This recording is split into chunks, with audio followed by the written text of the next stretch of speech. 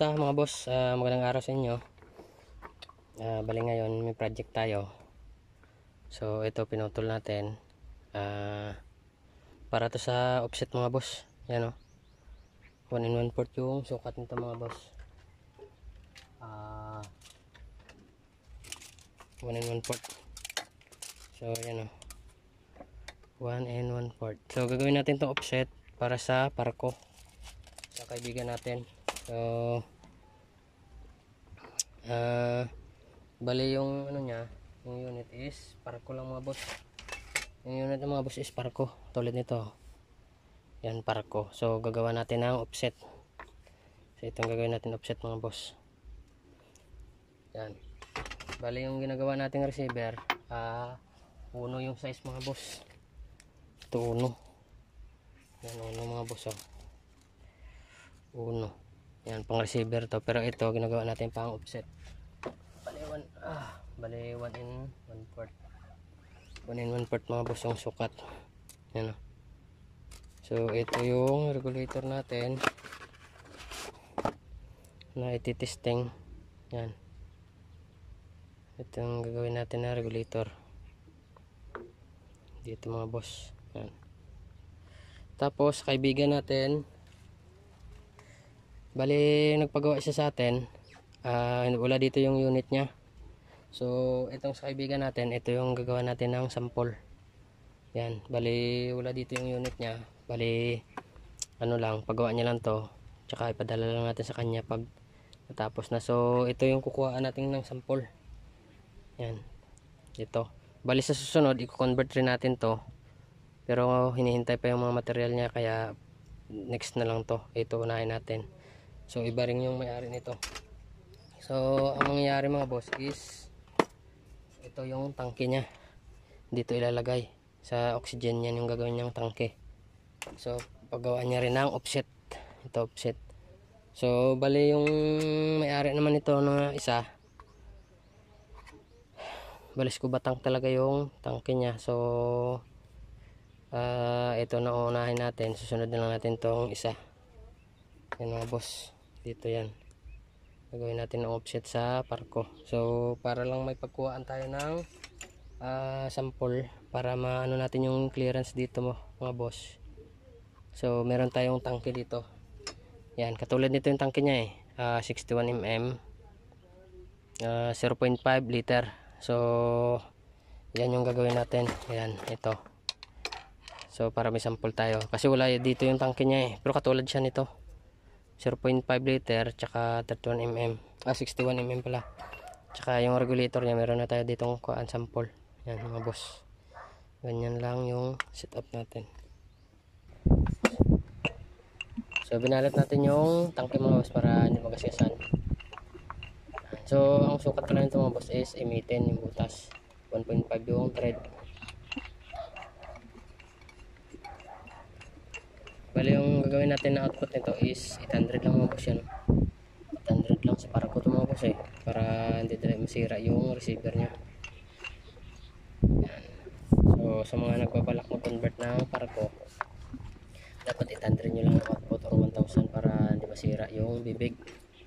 Ito mga boss yan. Kasi manipis lang to. So ganito lang siya kanipis mga boss ito yan. So dapat pag nagpagawa kayo, ano lang, siguraduhin nyo na hindi lalagpas sa 1000 is ay yung output. Yan. So 800 goods na to mga boss, 800 lang. Ano? Tapos ito unit ganyan yan mga boss. Yan, putulin dito sa gitna, banda sa receiver nya, ganyan. Yan, ang setup nya mga boss, ganyan o. So isusum out lang mga boss para makita nyo yung pinaka ano nya. So ganito ang halimbawa nya pag natapos mga boss. Yan, ganyan. So puputulin yan dito, tsaka dito yan isasalpak. Yan, ganito ang halimbawa nya natapos na. Yan mga boss.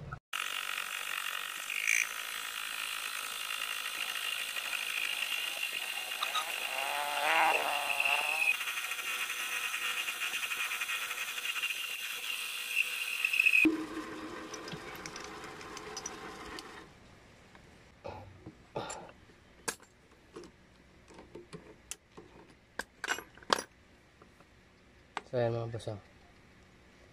Yan, bubutasan na natin ito mga boss.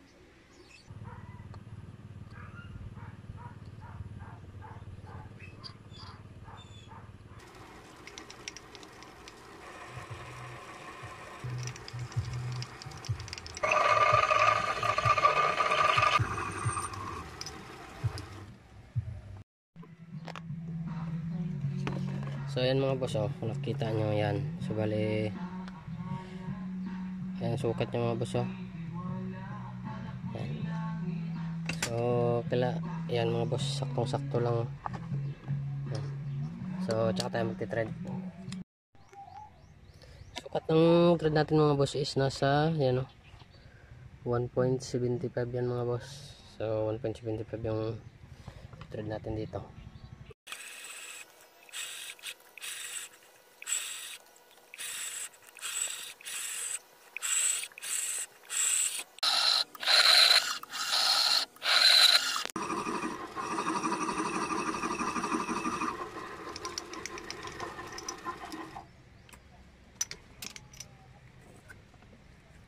So mas importante kasi mga boss yung pag may pag-uring kayo na paglalapatan dito sa bibig, kasi pag maliit lang yung ano niya, pang ano dito sa gilid, so sisingaw yan pag naglagay at madaling masira yung uring mga boss.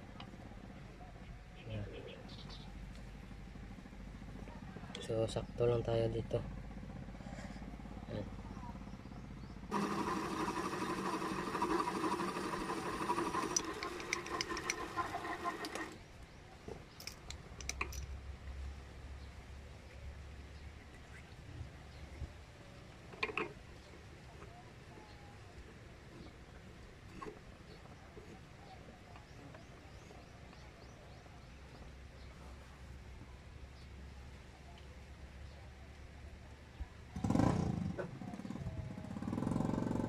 So ayan mga boss, oh.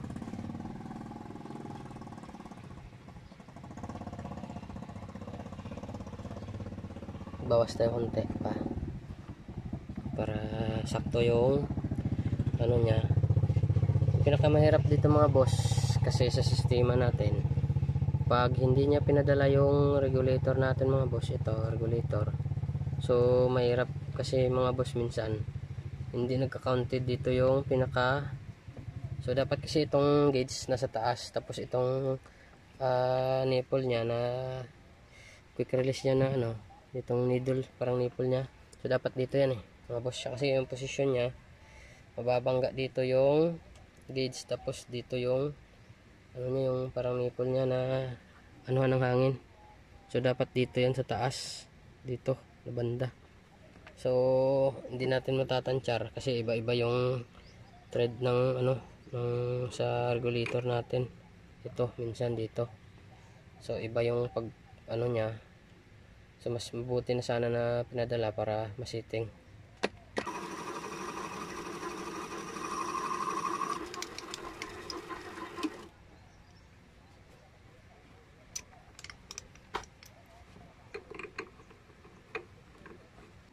So yun mga boss, bali binawasan natin konti yan para dito na sa taas.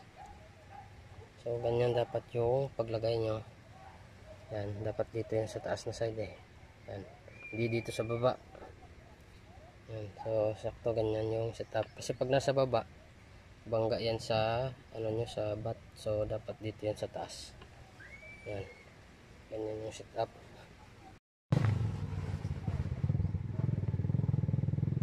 So ito na mga boss yung binutasan natin, ayos na yan. So saktong sakto lang to yan.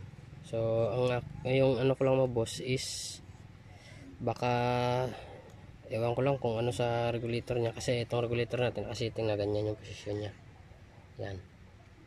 So hindi natin alam sa regulator niya kung dapat kasi pinadala yung regulator para pantay sila. So try niya lang sa kanya kung mag setting talaga. So okay lang naman yan pag ano lang, pag liyahin lang yung sa bibig. So ako na bahala mag ano sa kanya kung hindi siya pantay dito, hindi sila tawag nito, Yan, kung hindi na katutok dito sa taas na side yung sa quick ano niya, quick release, quick ang ano ito, quick fill niya. Yan mga boss, oh. So ganyan yan. Yan. Ang setup niya. Yan. Dito. So lagarit lang mga boss gamitin natin kasi para madahan-dahan lang natin yung bawas kaysa sa sander na so dandahanin lang mga boss.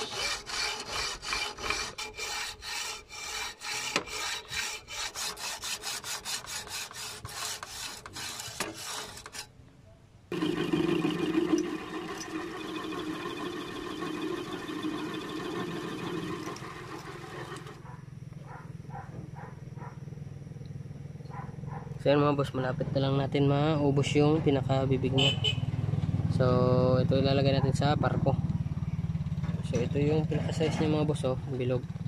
So dapat magsakto yan sa butas.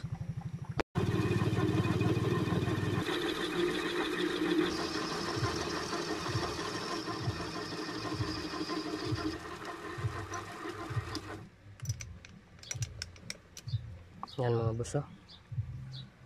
Ganda.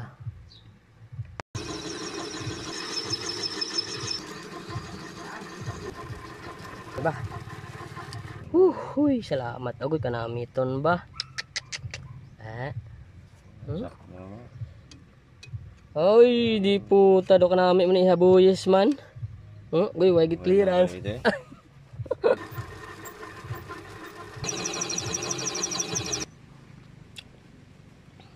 Sakto lang sa size.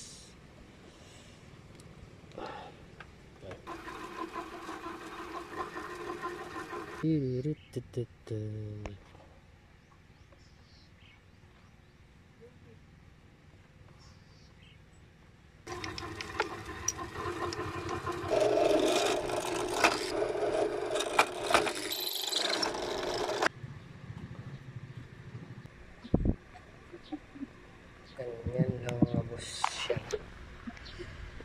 So okay na yung parang ko ito mga boss, Parko Australia, Parko yan.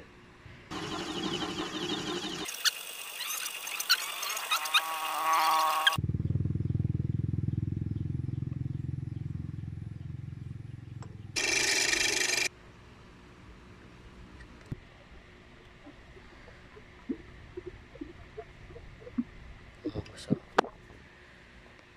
yan o, sa loob. So lalagyan pa natin ito ng asetal para maging sakto, walang singaw. Yan mga boss, oh. Final natin na output yung tapos na natin ginawa. Pwede natin tatanggalan. Bali binalat natin ito mga boss para hindi magasgas pag nagbawas-bawas tayo sa mga edge nya. Ayan o mga boss, binawasan natin yung mga edge nya. Yan, para gumanda. Tapos ito, tabunan na, may thread na. Dito yung G12 natin na regulator. Ito yung, dito yung ano natin, pressure gauge. Yan. Tapos ito, kung sino gusto magpagawa ng offset para sa Parko, so ganito lang yung design na gagawin natin yan mga boss, oh. Yan. Ganda yung pagka ano natin mga boss, offset to mga boss sa Parko. Ganyan lang yung halimbawa niya. So dito yan mga boss sa ito, sa regulator natin. Yan. So saktong sakto lang to. Yan. Yan, ganyan ang setup. So yan mga boss, abangan nyo lang sa sunod, gagawa tayo. So tayo magkakabit. Ito kasi mga boss yung ginawa natin is ipapadala natin sa kanya. So siya na lang yung bahala magkabit doon. Yan, so pin type lang to mga boss. Pin type, tuhugin lang dito mga boss, oh. So siya na lang daw magkakabit. Pero pag meron unit tayo na ginagawa dito mga boss ngayon eh. Ito, so ipapagawa to sa atin ng kaibigan natin. Ito, yan. So ito abangan nyo, dito natin idudugtong, gagawa tayo ulit nitong offset pang parang kurente mga boss. So ganyan yung setup niya mga boss pag nalagay na natin, oh. Ganyan yung setup niya. Yan. So sasalpak yan sa butas dito sa tube niya. Ito babawasan natin. So mga dito pa yan sa gitna banda. Yan. Yan. So ganyan yung setup natin mga boss sa parko. Yan, ganyan. Yan. So abangan nyo na lang sa sunod. Ito ang setup natin. Gawa natin ng regulator sa offset. So yun mga boss, maraming salamat ulit sa sunod nyo. Ingat nyo lang. God bless you.